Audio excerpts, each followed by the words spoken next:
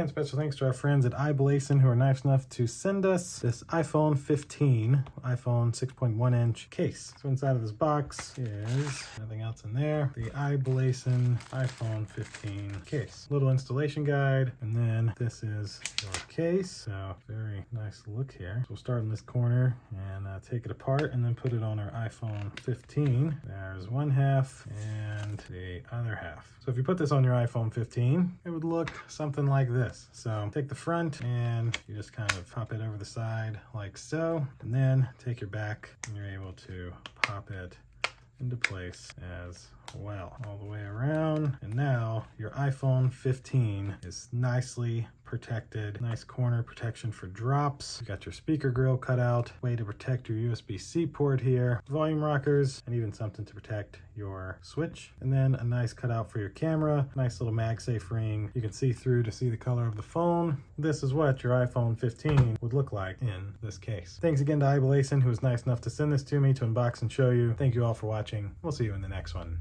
Deuces.